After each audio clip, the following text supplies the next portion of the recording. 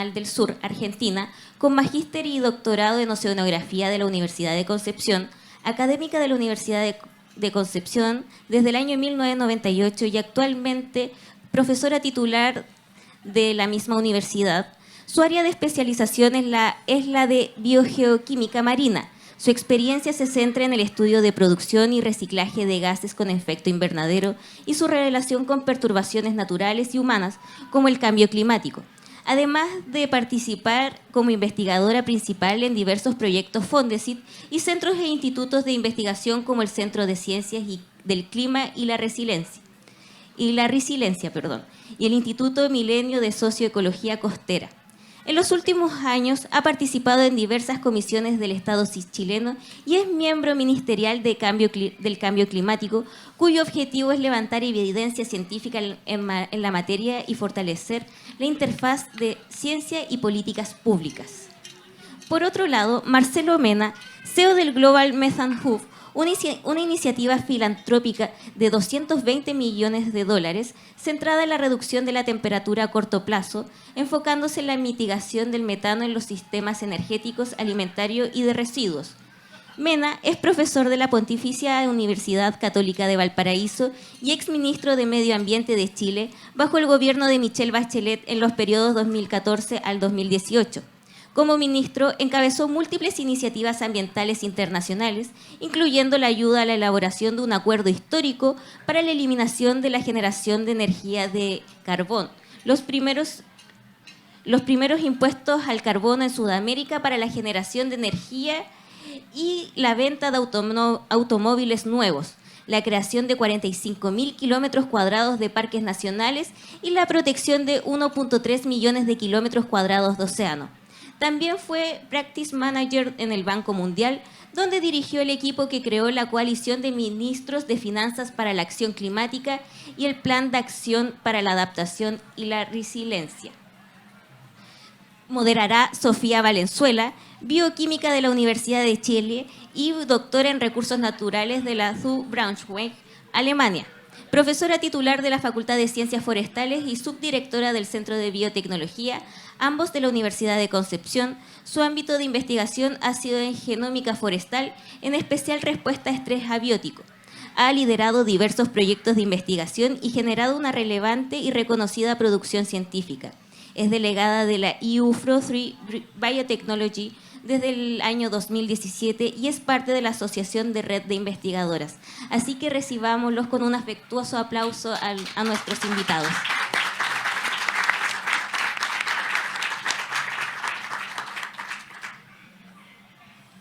Hola, ¿se escucha? Sí. Hola a todos y todas. Primero que nada, agradecerles que estén hoy día, un día domingo, ¿cierto?, en este lindo campus de la Universidad de Concepción y acompañándonos en esta conversación que vamos a tener acerca de crisis, calentamiento climático y calentamiento global y cambio climático. Así que muchas gracias por estar aquí. Esperamos que esta conversación sea de unos 40 minutos y también acoger sus preguntas, sus dudas que puedan tener también, para que sea una cosa más dinámica. Así que en ese sentido, ojalá que salgan muchas preguntas de parte de ustedes. Agradecerle también a nuestros invitados, a Laura Farías, ¿cierto?, que es una destacada investigadora de la Universidad de Concepción, y a Marcelo Mena también destacado investigador, ambos en sus ámbitos de cambio climático, porque si hablamos de cambio climático el concepto es bastante amplio. Y quizás empezar por esa pregunta. En el concepto hoy en día escuchamos hablar de cambio climático y calentamiento global. ¿Es lo mismo?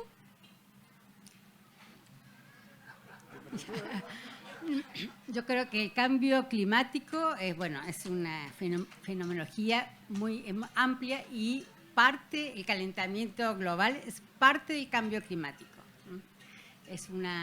Solamente es parte, es decir, el cambio climático produce muchos fenómenos como el nivel del mar, la acidificación, el calentamiento también muchos efectos también en los ecosistemas terrestres. Entonces, la parte más visible, indudablemente, y que desencadena muchos otros procesos, es el calentamiento global. Y es producto del aumento de gases de efecto invernadero en la atmósfera terrestre. pero es una parte importante, indudablemente, porque tiene efectos multiplicadores. Sí, y para complementar también está lo que es el cambio global, que tiene que ver con los mismos cambios que ha sufrido el planeta en cuanto a pérdida de biodiversidad, deforestación, cambio de uso suelo. Entonces, y todo va sumando. Antes le decían calentamiento global, probablemente el cambio se dio hace un tiempo en el sentido de que evidentemente habían momentos en que las temperaturas iban a cambiar, lluvias, temperaturas menores a las que se esperaban. No significaba el calentamiento global que la temperatura iba a subir por igual en todos lados, sino que iba a haber cambios distintos que se están dando. Así que, pero lo importante acá es que en lugares como Chile esto no está siendo cuestionado y más bien, lamentablemente, la evidencia la estamos viendo con frecuente intensidad. Súper, gracias por los conceptos, ¿cierto? De que escuchamos las tres terminologías y muchas veces no sabemos si es lo mismo o no. Y tomándome de las últimas palabras de Marcelo, ¿cierto? Nosotros hemos escuchado de este tema quizás con más fuerza en las últimas décadas. No obstante aquello, hay evidencia científica desde hace más de un siglo. Aparecieron las primeras publicaciones que daban atisbo así cuando estábamos pasando al área industrializada, que la emisión de CO2 podría tener un impacto bien, como que no se pescó mucho en ningún lugar del mundo, ¿cierto? Que eran publicaciones provenientes normalmente del hemisferio norte, una que otra de Australia. En ese contexto, nosotros como sociedad humana somos más bien reactivos más que proactivos. Y estamos donde estamos hoy en día. Hoy, así como estamos, ¿qué medidas debiésemos tomar para mitigar en parte el cambio climático que se nos viene? O que ya está. Parte que si quieres, me las tengo más de memoria. Sí. Bueno, partiendo de la base de que hace más de 150 años sabemos por científicos como Tyndall o Fourier o Arrhenius el efecto invernadero, ¿no es cierto? Entonces no son cosas nuevas, son cosas que sabemos hace mucho tiempo, simplemente se han ido manifestando con el tiempo. Es más, hace poco salió investigaciones que mostraban que las empresas petroleras como Exxon han sabido de este calentamiento, han trabajado para poder bajarle el perfil y en efecto sabían lo que estaba ocurriendo, lo que iba a ocurrir. Lo que tenemos que bajar la temperatura básicamente para poder evitar que el calentamiento extremo ocurra. Tenemos cierta inercia térmica que va a causar que el calentamiento vaya a seguir un tiempo independientemente de que sigamos emitiendo o no. Sin embargo, si evitamos que el calentamiento se mantenga bajo 1,5 grados, podemos evitar los efectos más extremos. Para eso, el cambio tiene que ser importante. Significa que las emisiones netas al mediados de siglo tienen que ser igual a cero. El mundo en los últimos 3 años ha cambiado en el sentido de que gran parte del planeta está comprometido a esa carbono neutralidad. India, China, Estados Unidos, Chile están comprometidos.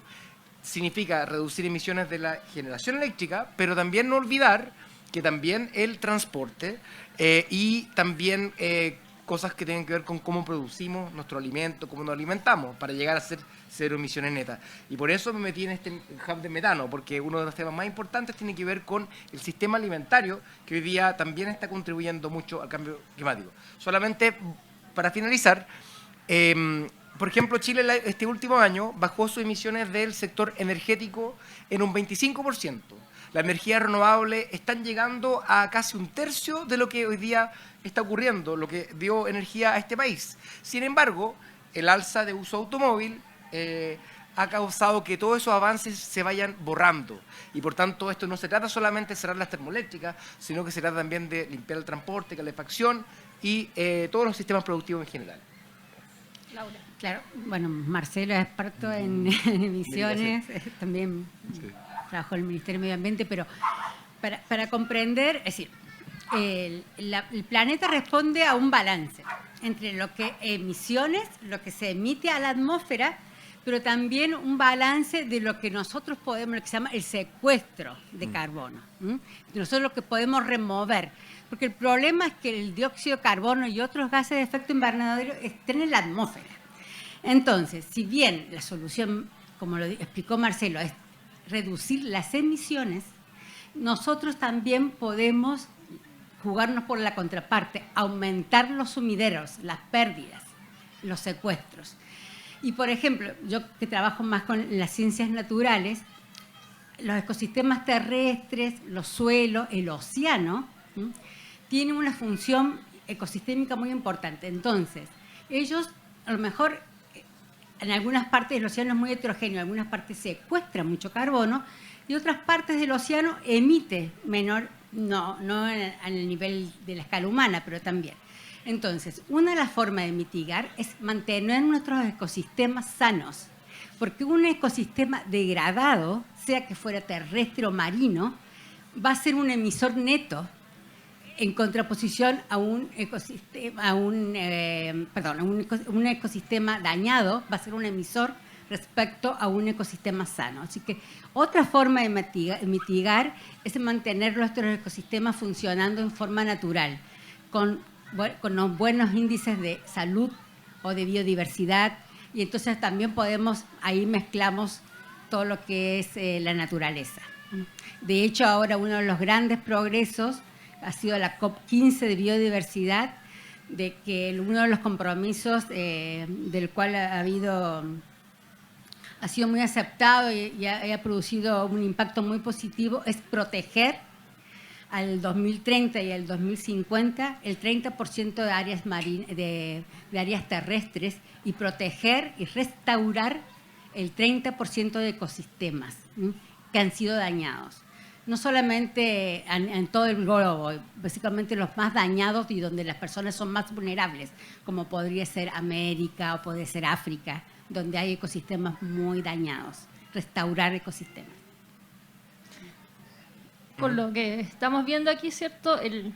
Hoy en día también tenemos que hacernos parte como humanidad de que nosotros conformamos el ecosistema, que muchas veces se vio que el ecosistema estaba a nuestro servicio, pero hoy en día sabemos que tenemos un cielo ecológico, que se llama en algunas terminologías, ¿cierto? Y ese cielo ecológico es el que nos debiese estar, por lo que entiendo desde ambos, diciendo cómo podemos utilizar nuestros recursos naturales, de cierto modo, para conservar nuestra biodiversidad. Y siendo así, en nuestro país nosotros sabemos que somos un gran exportador y usuario de recursos naturales. ¿Cómo ven ustedes los beneficios, los pros y los contras de este sistema? Sí, quería también destacar que muchas de las cosas de la conservación que se han realizado y el hecho de que Chile haya pasado de conservar el 8% de su mar y tierra a un 36% dentro de un gobierno de la presidenta Bachelet tiene mucho que ver con Nidia Palma, que acá está presente, que fue la ministra de Bienes Nacionales, con las cuales trabajamos para hacer esa red de parques de la Patagonia. De hecho, si quieren ver detalles de esos lugares, en Netflix, en el capítulo 2 del documental de Obama, aparecen las áreas protegidas de Parque Nacional Patagonia, el Parque Nacional Cerro Castillo, el Parque Marino de Cabo de Hornos, entre otros. Entonces, efectivamente, la erosión de nuestra biodiversidad causa que la capacidad de generar riqueza vaya bajando.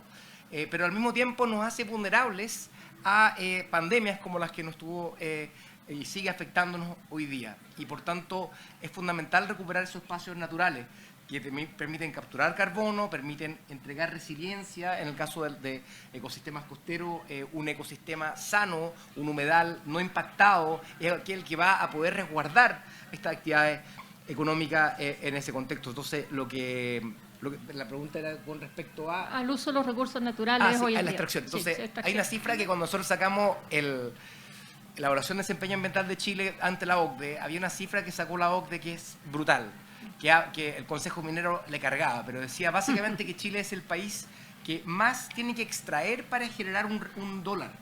Si el promedio de la OCDE está en torno a 0,3 kilos de material por cada dólar generado, Chile es con 2,3 kilos de material. Es decir, extrae más, corta más, pesca más. Entonces, ¿cuál es el problema con ese tipo de crecimiento lineal? Es que ese crecimiento multiplica los problemas ambientales. Cuando hay escasez hídrica, por ejemplo, eso simplemente se encuentra con una realidad de que no hay agua. Cuando no hay espacio agrícola, es necesario deforestar para poder ampliar la producción agrícola. Entonces, en el fondo, ese tipo de problema de no haber sido capaces de desacoplar es un problema que le causa un límite al crecimiento del país, y los países que realmente han dado ese salto han sido aquellos que han desmaterializado su crecimiento económico. Laura. Bueno, yo creo que esto es parte de una de las grandes preguntas de la humanidad actualmente, es el crecimiento versus la naturaleza, es un gran paradigma. De hecho, hay muchos libros muy lindos sobre clima y capital.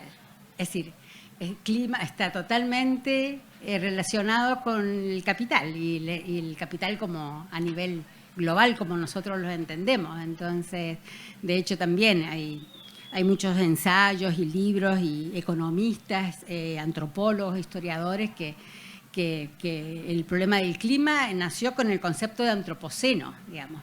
La capacidad que tiene el hombre de ser una fuerza geológica, de cambiar el propio clima de su planeta. Es decir, porque cambios climáticos ha habido muchísimo en la historia del planeta, pero no un cambio climático con humanos y una civilización desarrollándose. Así que eso yo creo que es un problema hasta filosófico de cómo nosotros, lo que es crecimiento y desarrollo. Entonces, ¿cuál es la forma de desarrollo que en los países como Chile, que es un país que es un país en vías de desarrollo, que tiene una buena performance en desarrollo, cómo quiere desarrollarse? Entonces, yo creo que los paradigmas están cambiando, estamos repensando nuestra forma de crecimiento y tiene que ser una decisión colectiva de país. Por eso la Constitución también era muy importante para este tipo de problemáticas como el cambio global, que finalmente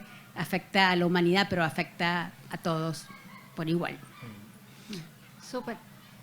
Y siguiendo en ese contexto de desarrollo y retomando algunas temas que había puesto Marcelo y Laura, ¿cierto? En este ámbito de desarrollo se mencionó acá que la emisión de CO2, nuestra forma de vida, cada uno y cada una de nosotras impactamos, emitimos y podemos seguir nuestra huella de CO2. Y dentro de esa huella de CO2, uno de los grandes impulsores es el uso del automóvil. Y hoy en día mucho se está discutiendo acerca del reemplazo por autos eléctricos. Desde mi punto de vista, creo que no va tanto por el uso de autos eléctricos como el uso, o mejor uso de bicicletas, transporte público y otros. ¿Es el uso o migrar hacia la electromovilidad una de las soluciones, o qué tanto puede aportar? Porque también debemos pensar en la generación de las baterías, así como decías, el uso, por un lado, cuánta energía, cuánta emisión de CO2 tendremos, o cuál será la huella de CO2 para generar la batería, su uso efectivo, y luego qué hacemos con esa batería, que es un problema que ya se está dando en otros países. Sí, en efecto, miro siempre el celular, porque un automóvil, más o menos 90% de sus emisiones va a ser por su uso y un 10% por su fabricación.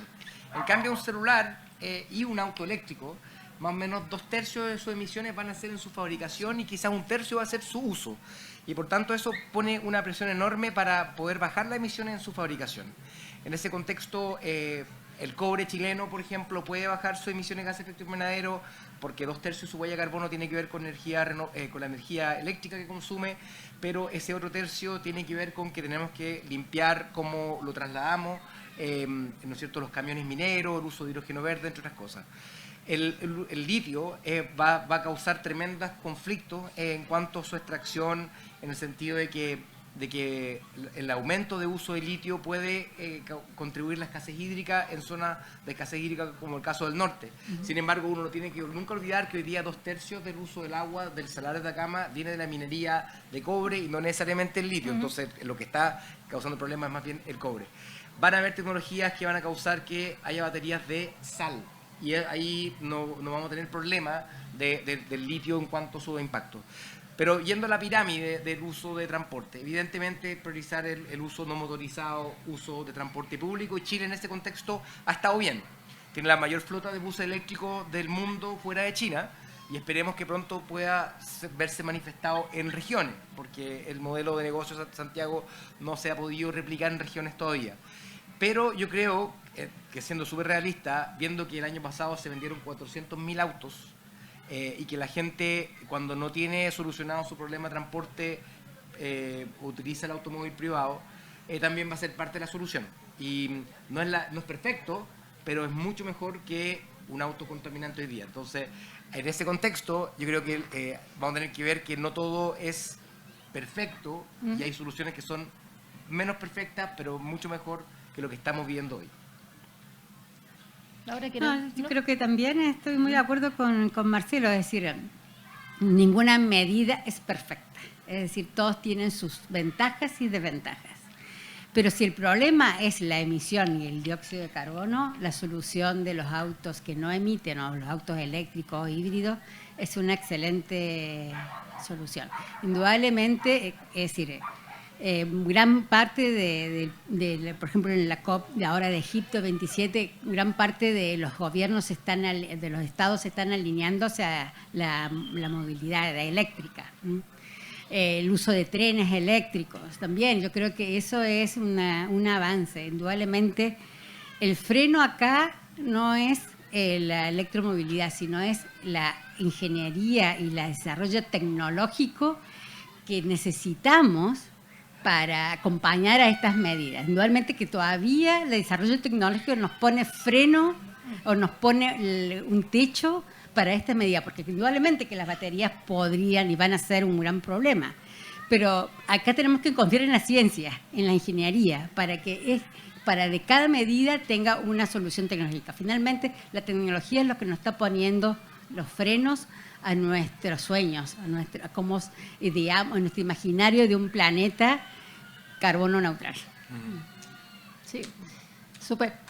Ahora nos vamos a ir un poco más hacia cambio climático y el océano, que es un área de expertise de Laura. Nosotros generalmente estamos acostumbrados a escuchar, ¿cierto?, que tenemos efecto por escasez hídrica, tenemos que empezar a buscar nuevos cultivos que se adapten mejor a condiciones extremas de temperatura, falta de precipitaciones o precipitaciones muy concentradas. Pero en la parte de los océanos sabemos poco. ¿Cuáles son los principales impactos que estamos viviendo o está viviendo el océano hoy en día a consecuencia del cambio climático? Claro, bueno, lo podemos ver en dos formas. A nivel global, ustedes saben que la superficie del planeta Tierra es el 70%. Es decir, que es el planeta azul. De hecho, si lo vemos desde la atmósfera exterior, no se ve color tierra, se ve azul, porque es el 70%. Aparte que el océano tiene un rol muy importante en el clima del planeta, amortigua realmente muchos de los cambios. Es decir, que sin el océano, es decir, la analogía es que sin océano, si todos se secaran, que eso no va a pasar, así que no se preocupen, nosotros viviríamos como Mercurio, así 400 grados centígrados. Ese es el poder que tiene el agua de mar, con el poder calorífico que puede regular el clima del planeta. Pero indudablemente el calentamiento de la atmósfera, el océano absorbe gran parte, el 30% del calentamiento que está en la atmósfera, lo absorbe el océano por las propiedades que tienen las moléculas de agua, que es una gran cantidad. Y aparte, al absorber ese calor, se calienta, indudablemente, a otra tasa que la atmósfera, porque el agua tiene otras propiedades que hacen que el calentar el agua cuesta mucho y también enfriarla. Por eso los climas al lado de los océanos son muy amortiguados respecto a los climas mediterráneos, que son temperaturas extremas. Pero bueno, aparte de amortiguar la temperatura, lo está absorbiendo. Entonces decimos, los océanos se están enfermando, están haciendo un trabajo silencioso que nosotros no nos damos cuenta, nos está poniendo un límite, pero finalmente ellos también están siendo perjudicados hasta un nivel que puede ser como una bomba de tiempo. Pero también asimila el dióxido de carbono y otros gases de efecto invernadero que nosotros emitimos. Al absorber este gas, este dióxido de carbono, yo digo que el dióxido de carbono es un gas maldito, porque en el agua se disuelve, es muy reactivo. Se combina con el agua y forma el ácido carbónico y finalmente forma una sal, que es el bicarbonato. Recuerden que el océano tiene muchas sales, tiene cloruros, sulfatos y bicarbonatos, y libera protones. Y eso es un efecto que ya ustedes seguramente a lo mejor lo han escuchado, que es la acidificación de los océanos. Es decir, más CO2 en la atmósfera, más entra al océano y más ácido se va transformando en más ácido. Finalmente, el océano era como considerado un buffer, era muy difícil cambiarle el pH, y el pH es una propiedad de los sistemas que regulan, por ejemplo, la vida, es decir, los microorganismos, la biodiversidad, el funcionamiento finalmente de las tramas tróficas. Así que finalmente, océanos más ácidos, o si no creamos que el pH va a ser 1 o algo así muy ácido, no va a ser, pero esa lenta disminución del pH afecta finalmente a la vida del océano. Y bueno, y cuando el agua se calienta, ustedes saben que el agua, por ejemplo, el agua, si yo la congelo o la caliento, ¿se expande o se contrae? Entonces, cuando el agua se calienta, el agua de mar, que es un volumen enorme, imagínate, el 70% de superficie multiplicado por 4 kilómetros promedio de profundidad, 4.000 metros, es una cantidad enorme de agua que tiene el océano. Se expande y eso se llama, esa es una de las consecuencias del aumento del nivel del mar.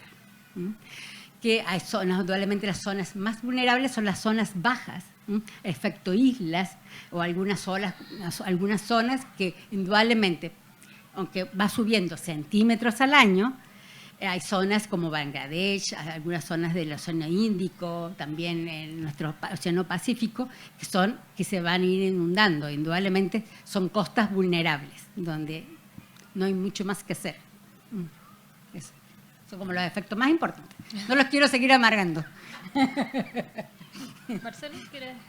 Bueno, también hay todo un movimiento de la protección de los océanos desde el punto de vista no solamente de la conservación ecológica, que es importante, y estamos claros que acá hay sobreexplotación pesquera que ha causado el colapso de varias pesquerías, en el caso del bacalao a profundidad, donde hoy día hay un parque marino, el Cabo de Hornos, y la Cabo de Hornos Paso Drake y Isla Diego Ramírez, y también está el caso de Juan Fernández, donde también esta conservación ha permitido recuperar algunas especies como el mismo bacalao de Juan Fernández que había desaparecido por muchos años. Entonces eso permite avanzar y permitir que esas cualidades de captura de carbono también sean mucho más sanas.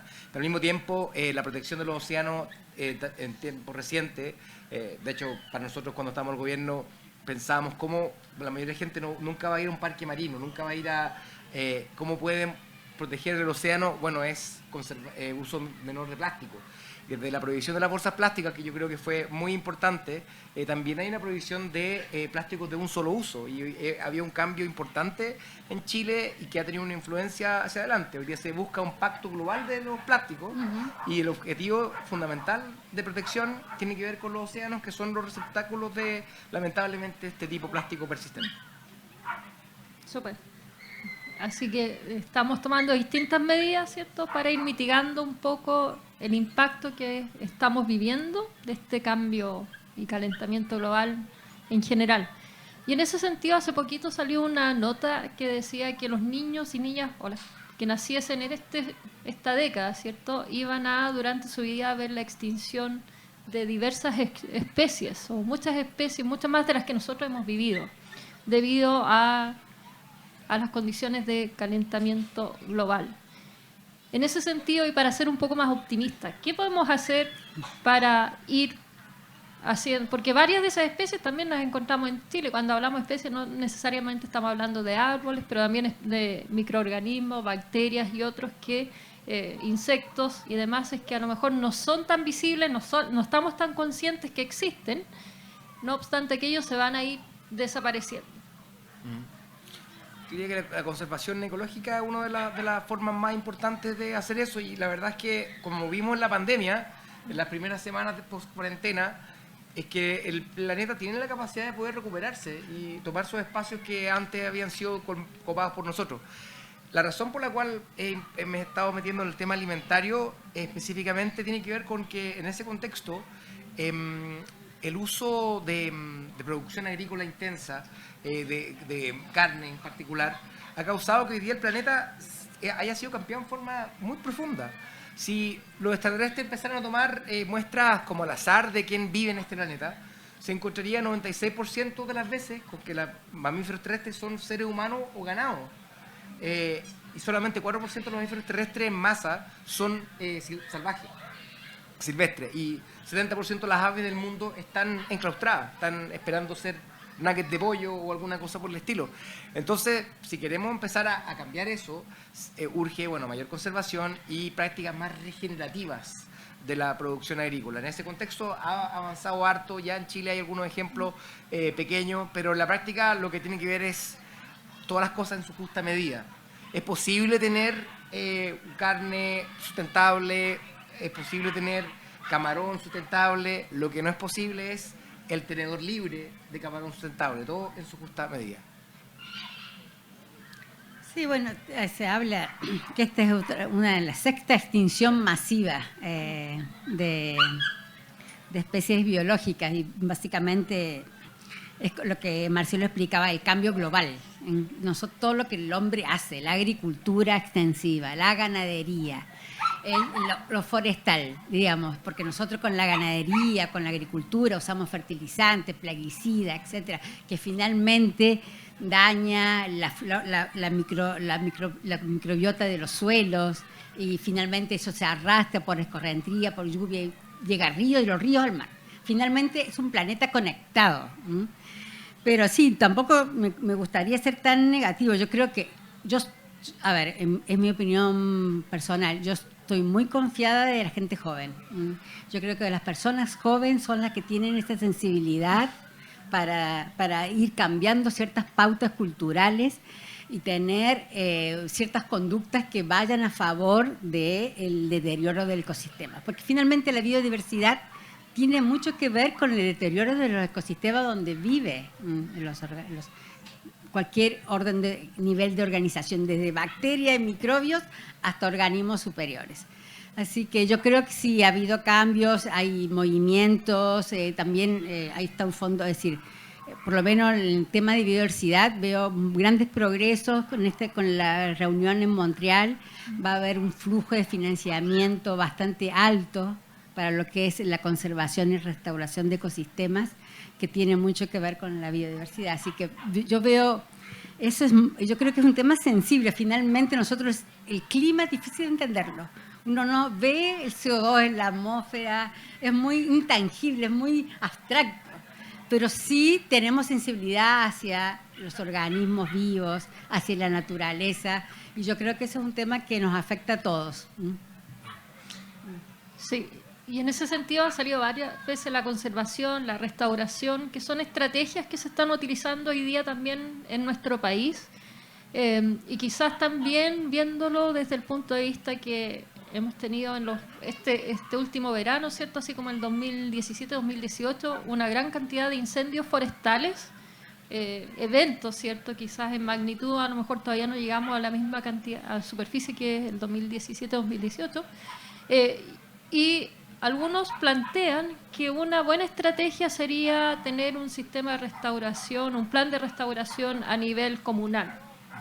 ¿Cómo ven ustedes esto y cómo esto se condice? Porque claro, uno podría entender y quizás explicar un poco cómo entienden ustedes el concepto de restauración, porque muchas veces uno piensa que plantar árboles nativos es restaurar. ¿Es eso así? Me acuerdo que justamente para los incendios tuvimos que hacer el primer fondo de recuperación ambiental con la finalidad de poder recuperar en algo el daño que se causó por los incendios 2017. Lo que es importante que ha sido un giro en los últimos años es que hoy día la acción climática partió siendo claramente establecida en los términos económicos. Yo sé que es súper duro hablar en esos términos, pero yo en el Banco Mundial nosotros trabajábamos en esos temas y la evidencia que tú le presentabas a un ministro de Hacienda era que el camino de descarbonización le iba a generar más empleo, crecimiento, menores costos de energía y podía avanzar. Pero la segunda ola de eso ha sido cómo los servicios ecosistémicos han empezado a ser valorados. El mismo Banco Central, en su momento con el actual ministro Mario Marcel, empezó a trabajar el tema. El año pasado tuvieron el primer foro sobre servicios ecosistémicos, en donde los economistas están hablando de no cuidar las bases del crecimiento económico el hecho de que tú año a año tienes menos recursos, eso le va quitando sustentabilidad lo que tú quieras. Así que la restauración ecológica va apareciendo no como una cosa de activistas, sino que algo que tiene que ver con una sobrevivencia y algo absolutamente central en lo que es el desarrollo económico de los países. Cuando tú tienes un ecosistema costero resiliente, tienes la capacidad de poder ser menos impactado por tsunamis, por inundaciones, por marejadas. Entonces al final es un desafío porque tenemos que empezar a ponerle valor a esas cosas. Muchas veces cuando pareciera ser que no tienen valor, pero cuando no tienen valor, tienen valor cero también muchas veces. Entonces una lección que yo he aprendido todo este tiempo es que me dijo un ingeniero alemán que comentaba cómo estaba diseñando obras de resiliencia costera y decía, lo único que tienen que hacer ustedes en los países en vía de desarrollo es conserven los ecosistemas sanos que tienen, porque para poder replicar lo mismo que nosotros queremos hacer con fierro, sale mucho más caro. Entonces esos son como los desafíos que vienen con respecto a la restauración y la conservación. Lamentablemente hay que empezar a ponerle número de qué significa en beneficios para la economía, porque es la forma en la cual los tomadores de decisiones hablan. Sí, bueno, a mí me ha sorprendido porque uno creció satinizando al Banco Mundial, al Fondo Monetario Internacional y siempre fue como la peste, así como que uno no querían era explotar, así un poco. Pero sí he escuchado, he leído, alguno está Das Gupta, un famoso economista inglés, que habla que finalmente, y que está una cosa bien rara que se llama la Agenda Bridgestone, donde el Banco Mundial quiere financiar la naturaleza, entonces, y hay flujos financieros importantes. Entonces, si esto es así, ya parece que se está movilizando esos fondos verdes, es decir, se está hablando ahora del daño y quién paga el daño de los países. Entonces, yo creo que sí hay un quiebre en lo que es la agenda financiera mundial. Yo quiero creer que va a pasar. Y eso sería muy bueno, porque finalmente no solamente necesitamos ciencia, conocimiento, las comunidades, soluciones basadas en naturaleza desde los territorios, sino también necesitamos financiación para llevar eso a cabo. Así que ojalá sea así. Pero no es un gasto, una inversión. Si tú miras los casos de Costa Rica o mismo República Dominicana, en contraste con Haití, República Dominicana llevó a cabo un montón de políticas de control de la deforestación, con incentivo económico a quienes estaban tentados como cualquiera a cortar árboles para poder hacer espacio para agricultura y ganadería. Y hoy día es un país mucho más rico que sus vecinos que no llevaron a cabo esas políticas. Entonces, en la práctica, cuando pasamos de pensar que esto es un gasto, sino que más bien una inversión, ahí se va avanzando, como el caso de Costa Rica, que tiene una identidad fundada en la conservación ecológica, que nació con instrumentos hace casi 40, 50 años que le financiaban a los ganaderos para poder recuperar terrenos perdidos. Exactamente, y acá en Chile también vamos hacia la restauración. Hay que empezar a ver cómo restauramos, hay que planificar la restauración y hay que conservar los sitios, sobre todo en la parte costera, que todavía tenemos la fortuna que algunos están menos tocados que otros, ¿cierto? Que en el ámbito más terrestre que hemos llegado prácticamente a todo el territorio nacional. Quizás la Antártica podría estar salvándose un poco, pero no tanto todavía. Hasta el COVID llegó allá, así que estamos... Ese fue el mejor ejemplo que... Hay un movimiento, sí. Justamente me acuerdo que cuando llegó un grupo científico que trabajaba en el tema de conservación de Antártica, decía que con las nuevas tecnologías de pesca no hay lugar remoto, en el fondo no hay lugar seguro de la sobreexplotación de pesca, y es importante que se concreten los esfuerzos de la protección de los mares antárticos, de la pesca, porque en el fondo es un bien común que tenemos que cuidar entre todos.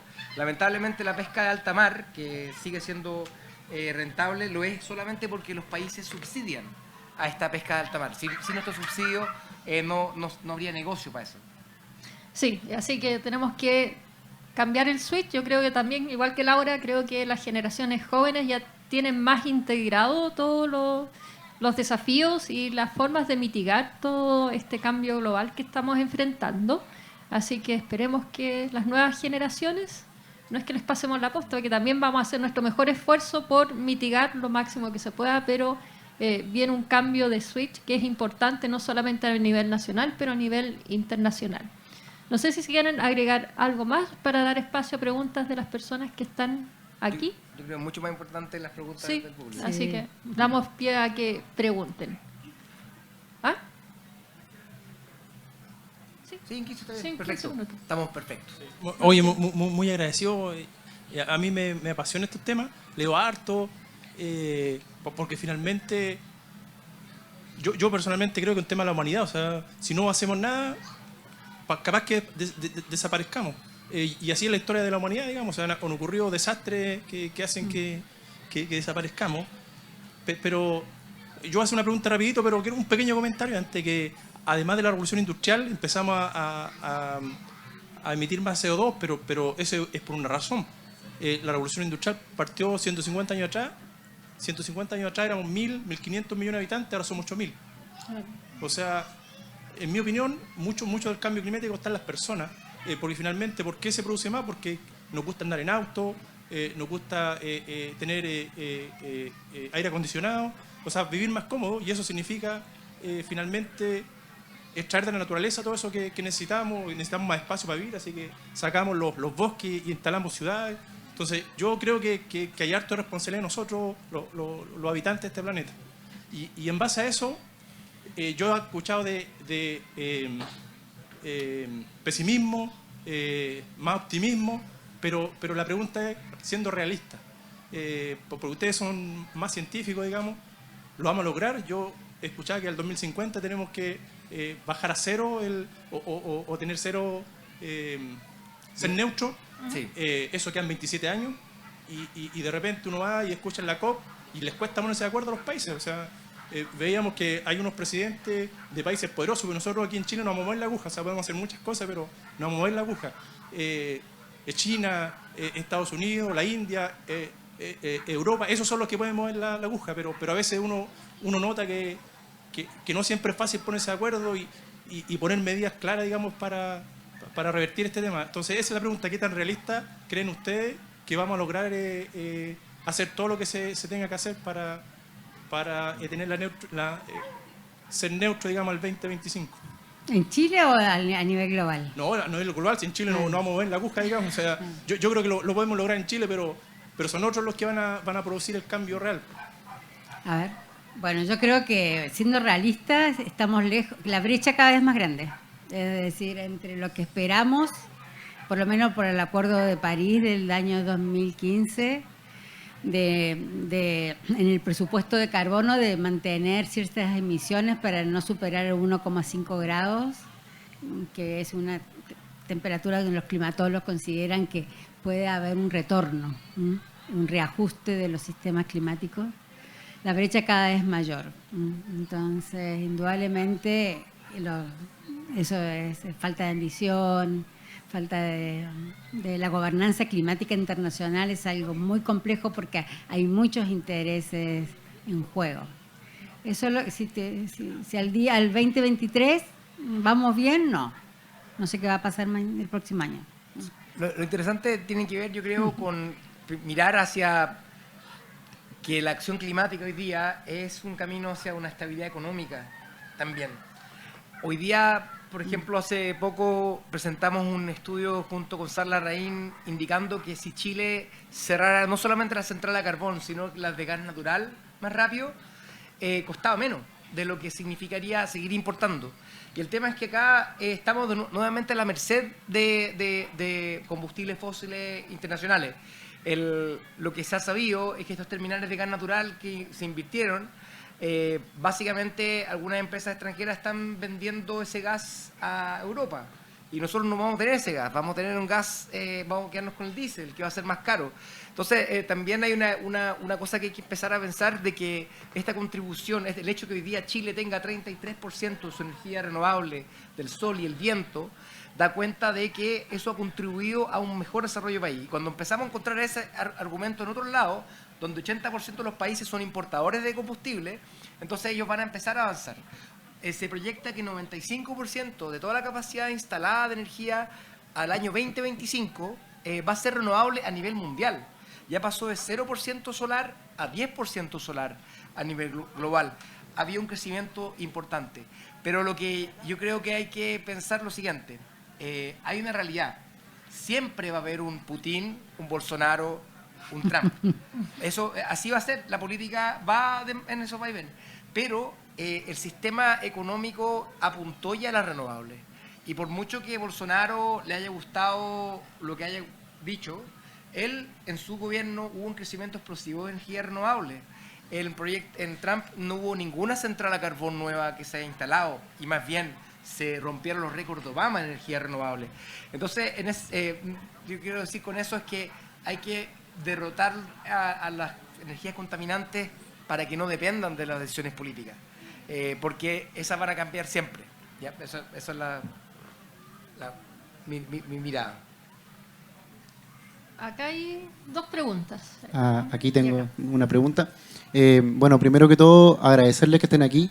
Creo que para la feria es un lujo tenerles exponiendo e ilustrándonos también sobre estas temáticas tan relevantes. La pregunta es en torno a la experiencia que ustedes tienen en espacios importantes de reflexión, también en espacios importantes de toma de decisiones. ¿Cómo se conjuga el tema justamente económico con esta crisis que estamos viviendo? Pensando sobre todo quizás en el escenario regional. Aquí en el escenario regional tenemos, por ejemplo, proyectos importantes, proyecto MAPA, por ejemplo, en el cual la industria forestal sigue creciendo. Entonces, desde esa perspectiva, me imagino que han tenido mucho diálogo con economistas que ven otras variables, otros indicadores. Entonces, de su experiencia, ¿cómo plantean esa reflexión y cómo se resuelve ese acertijo que es súper interesante? Y por otro lado, una pregunta respecto a la innovación. Creo que, ¿cuál es su valoración respecto a la política de innovación a nivel nacional? Porque es sumamente relevante, creo yo, para poder resolver estos desafíos.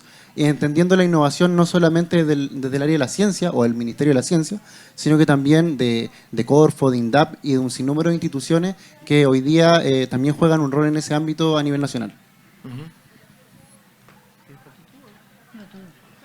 Ya, tema económico. Me acuerdo, bueno, justamente cuando estaba el Banco Mundial nos tocó encargar un par de estudios, uno muy bueno que hizo Laura, que fueron los fundamentos para que la COP del 25 fuera la COP azul. Entonces, pero también en ese mismo tiempo encomendamos un estudio para poder ver cuáles eran los impactos económicos de la carbono neutralidad de Chile, el compromiso de Chile, que fue un compromiso que también fue importante porque en la práctica, después de la COP21, a los 5 años, los países tenían que mostrar nuevos compromisos. Y eso iba a marcar el tono hacia adelante, cómo iban a venir los compromisos siguientes. Y Chile fueron los primeros países en actualizar ese compromiso de carbono neutralidad en plena pandemia. Y eso fue muy importante. Y ahí empezó a demostrarse que había un falso dilema, que la carbono neutralidad iba a traer mucho mayor inversión, mucho mayor crecimiento, mayor generación de empleo que seguir igual. Y tiene todo sentido, porque el importar combustibles fósiles solamente deja plata en los bolsillos de quienes producen esos combustibles fósiles y no es en Chile, queda la plata afuera. Apostar en Chile y su energía renovable es apostar al crecimiento económico del país. Entonces, en ese contexto, yo creo que los argumentos son súper sólidos. Hoy día, la electromovilidad en Santiago ahorra millones de dólares al año. El déficit en Santiago se vería altamente reducido porque estos buses gastan 70% menos por kilómetro que un bus diésel. Y esta brecha se aumentó todavía cuando aumentó el precio de los combustibles fósiles. Así que eso es importante. Pero en la innovación yo diría lo siguiente, hay que tomar decisiones y seguir adelante. Lamentablemente, en política de innovación, un gobierno quiere borrar lo que hace el anterior. Lamentablemente se piensa mucho de lo que se va a hacer, se cree que por alguna fórmula que sea algo estatal o no estatal va a ser más exitoso la fórmula, y hoy día nos encontramos con que nos estamos demorando mucho en tomar decisiones, particularmente el tema del litio, el hidrógeno, los instrumentos de innovación y de fomento tienen que ser mucho más decididos y yo creo que estamos llegando tarde a esas decisiones.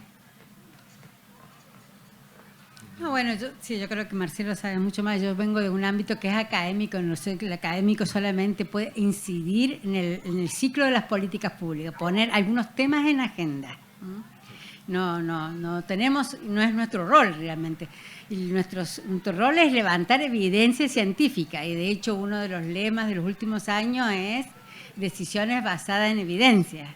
Y yo creo que eso es un cambio cultural. Sí. Y bueno, y respecto al tema de innovación, indudablemente es un tema que yo les decía que es el que está poniendo el tope finalmente. Tú dices, Marcelo, que hay que tirarse el piscinazo y ya va a llegar. Pero yo creo que finalmente Chile, bueno, que tenemos acá la Seremi de Ciencia, hay que invertir en ciencia y tecnología. Hay que invertir en ciencia y tecnología porque de ahí sale la innovación y los recursos financieros. Finalmente, nosotros, en mi visión, somos importadores de innovación o de tecnologías. Tenemos que tener nuestros propios desarrollos adecuados a nuestras propias problemáticas. Y de ahí, por eso, la importancia del Ministerio de Ciencia.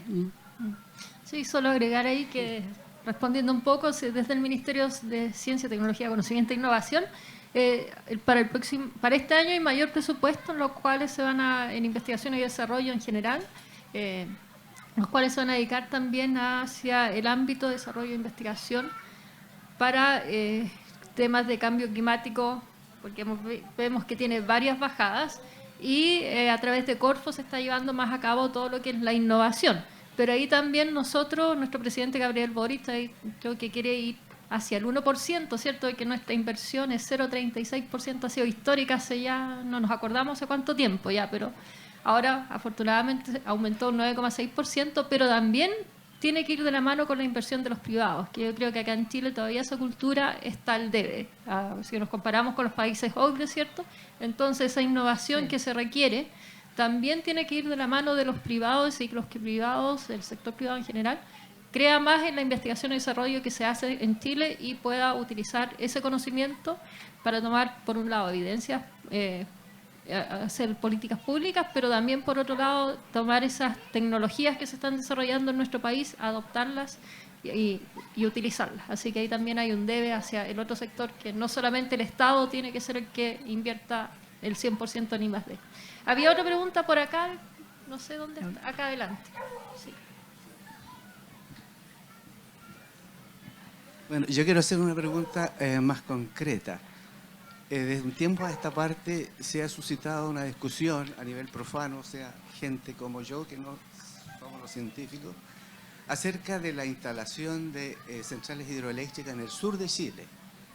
Hay propugnadores y detractores. Entonces yo quería saber la opinión de ustedes como científicos sobre el tema, ¿no es cierto?, respecto del balance que hay entre los pros y los contras de estas instalaciones, de estas centrales hidroeléctricas de pasada, porque entiendo que esas son menos problemáticas que aquellas que no lo son. Eso es sencillamente. O sea, imagina que tú, Pedro, el Pacto Coloquios, puedes hablar más. La desventaja de una central de pasada es que no almacena. Claro. Y por tanto no tiene capacidad no arregla lo que, por ejemplo, las falencias de los solar o eólicos, que tienen fluctuaciones, porque tampoco se puede utilizar como una central de embalse para poder entregar energía almacenada, de cierta forma. Y son más caras. El tema, entonces, en el fondo, las razones por las cuales yo descarto de facto como un crecimiento de hidroeléctricas de pasada o de embalse o energía nuclear, que son como en la energía más convencionales, es que son extremadamente caras. Hoy día la central Alto Maipo, no se va a transparentar mucho cuánto costó, pero costó 10 veces más de lo que cuesta la energía solar hoy día, por lo menos. Entonces, sobrecostos tremendos. La central San Pedro, que se empezó a construir acá, que era de embalse cerca de Valdivia, iba camino a tener tremendo sobrecosto. Entonces, hay un tema de hacer las cosas simples. Los megaproyectos muchas veces son complicados de ejecutar porque son demasiado grandes, demasiadas cosas, demasiada transmisión. En cambio, este desarrollo un poco más a escala más humana ha tenido mayor facilidad de implementar. No tengo mucha opinión. ¿Queda alguna consulta más? ¿Pregunta? ¿No? Parece. Ahí hay una consulta. Sí. A ver, hablamos de una política de biodiversidad. Ahora, en el marco jurídico a nivel nacional, Chile. ¿Estamos al debe de eso para que sea aplicable? Porque estamos hablando de que también de que los privados tienen que hacerse cargo para realizar el cambio, pero los privados nunca se van a hacer responsables de un cambio si no tenemos una política que ejerza presión para que ellos lo realicen. Ahora, ¿ustedes creen que el marco jurídico que tenemos hoy día falta renovarse? Yo diría que no están, o sea, bien aplicado. Por ejemplo, en nuestro tiempo la empresa Pascualama había causado daño ambiental y nosotros hicimos el cierre definitivo. Se podía hacer. Otras empresas como Kinross Maricunga, que estaba secando humedales de Alto Andino en Nevado Tres Cruces, se cerró. Entonces eso da una señal al sector privado de que no da lo mismo, ¿ya? Y una señal súper potente y permite disuadir que actúen mal. Pero en temas de cambio climático, la ley marco cambio climático es un importante cambio. La ministra Maysa Rojas era académica ayudando a que se hiciera esa ley y por tanto cuando la promulga, a pesar de que se aprobó durante el gobierno de presidente Piñera, la promulgación efectivamente es co-construida en el sentido de que la ministra Maysa Rojas fue parte de ese proceso. Tiene tres cosas súper importantes. Por primera vez se pueden regular gases de efecto invernadero como antes no. El Ministerio de Medio Ambiente era todo voluntario lo de gases de efecto invernadero. Hay una meta que es ley. Cada año tiene que rendirse cuánto se gastó en enfrentar el cambio climático ante el Congreso. Pero las cosas para los privados, que son cada vez más duras, es que el sistema de evaluación de impacto ambiental obliga hoy día a que tú tengas que declarar qué tan compatible es tu proyecto con un futuro clima. Y en el contexto financiero, la Comisión de Mercado Financiero y la Superintendencia de Pensiones obliga a que las empresas tengan que declarar cuáles planes tienen para enfrentar el cambio climático y qué riesgos climáticos tienen, porque tiene que ver con las responsabilidades que tienen con sus inversionistas. Entonces va al corazón de lo que es la responsabilidad fiduciaria de una empresa que en el fondo mueve la plata que alguien le encomendó. Entonces esos cambios yo creo son súper profundos y que no existían hace poco. Evidentemente hay que seguir implementando, pero eso hasta junio de 2022 no existía. Sí, yo un poco para complementar, difiero un poco, yo creo que la normativa y la regulación ambiental es laxa, por lo menos en términos de biodiversidad, porque todavía no tenemos un servicio de biodiversidad, hace 10 años que está en Congreso, por ahí perdido. Y yo he visto mucho, por ejemplo, a ver, he trabajado, como trabajo en el mar, veo el tema de biodiversidad y deterioro de ecosistemas y lo veo del día. Por ejemplo, el tema de salmonicultura. Tenemos salmonicultura en parques nacionales, sin mediciones de capacidad de carga, uno al lado del otro. No sé si es una industria sustentable, aparte de que es una industria muy importante, no estoy diciendo. He trabajado hace poco, recién sale el informe de desalinización. La desalinización tiene un impacto para el ecosistema marino, para la zona costera y los socioecosistemas, los pescadores, los agricultores. Sin embargo, hay muchas, es una industria que está creciendo, hay una crisis hídrica, yo no estoy diciendo que el agua es importante, sin embargo, para poner una planta incineradora necesita una concesión marina que la maneja Defensa, y muchas de las plantas incineradoras no pasan ni siquiera por el CIA. Así que yo sé si considero que nuestras leyes ambientales tienen que fortalecerse. No, sin duda. Está hablando de la empresa de cambio climático. Sí, hay harta tarea por hacer. Ya nos están diciendo que tenemos que cortar. Allá había una pregunta, ya damos pie a la última pregunta. ¿Quién tiene el micrófono por allá? O si...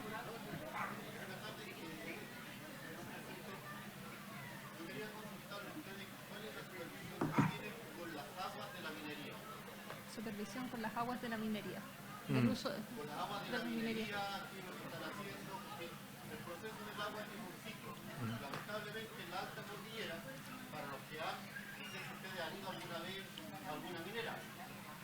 Nunca. Sí. Los procesos del agua, los procesos que tiene la minería, las cantidades aberrantes de agua que se ocupan, que si no hay una planta desalinizadora, que hay algunas que ya las tienen, pero en Santiago las mineras de Pegambre no las tienen, ¿de dónde ocupan el agua? La ocupan de las lavas subterráneas, se hacen grandes perforaciones para sacar agua de ahí y el proceso del agua se interrumpe. Sí. Se Sí. interrumpe. Entonces, ¿qué es lo que está haciendo el gobierno con respecto a este tema? Que le piden al ciudadano que se bañe 5 minutos cuando las aguas que se ocupan en minería se ocupan para una población completa. En el norte está toda el agua venida arriba y si usted ve en Vallenar, los ríos, no hay prácticamente ríos. Acá con el tema de los embalses está pasando lo mismo en el sur y de repente ya no vamos a ver esta gente que conoce el norte, se da cuenta y llega acá al sur, esto es hermoso. Y aquí va a pasar lo mismo si empiezan a hacer los embalses, hay una minera de tierras raras que acá hay prácticamente la desconectación, cuando usted toma un avión empieza a ver la desconectación. ¿Qué está haciendo el gobierno? Sí. Para la gente que conoce estos temas, que ustedes nunca han ido a una minera y nunca han visto cuánta agua se ocupa ahí y de dónde la sacan, ¿qué está haciendo? O sea, y yo ya no soy parte del gobierno, pero puedo comentar de que hay una ley de Código de Agua que es nuevo, que fue frenada por mucho tiempo. Yo creo que el hecho de que hubiera una constitución que estaba propuesta que tenía estos temas alentó a que el Poder Legislativo aprobara esta ley por primera vez, que permite reasignar derechos de agua y priorizar el consumo humano. Eso es una cosa que es muy importante, porque no estaba hasta que se promulgó, debe haber sido en noviembre del 2021. Eso permite priorizar el consumo humano y eso es súper importante. Pero también es importante revisar quién consume el agua. Efectivamente, a nivel nacional, debe ser 80% agricultura, un 10% minería, un 10% consumo humano. Pero cuando uno entra a las zonas del norte, pasa a ser ya 40% minería, 40% agricultura, 20% consumo humano. En Santiago es 40, 50% consumo humano Sí. No, no, claro, en el norte no. Sí, sí, he ido varias y efectivamente hoy día están empezando a desalar. Y como decía ahí Laura, es importante que ese proceso de evaluación ambiental sea más riguroso, porque en la práctica la desalación por sí, en sí solo, no es mala, depende cuánto y cómo se ponga.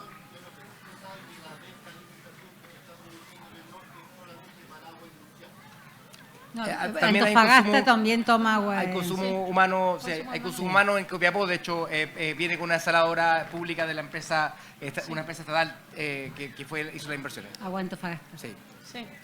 sí.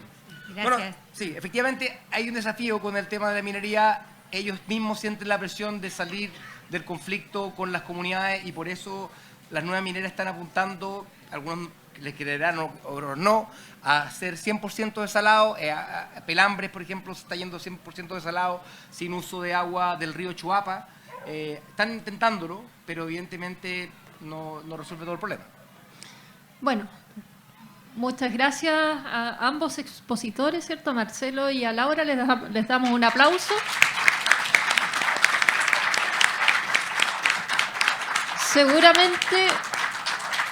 Seguramente quedaron muchas dudas y consultas, así que a lo mejor en la Feria Internacional del Libro del 2024 puede incluir otra mesa acá con estos mismos invitados y para seguir hablando de este tema que seguramente este año, el próximo año nos va a seguir ocupando y preocupando y a nosotros como gobierno también. Así que muchas gracias por estar acá, por acompañarnos y que tengan una excelente tarde.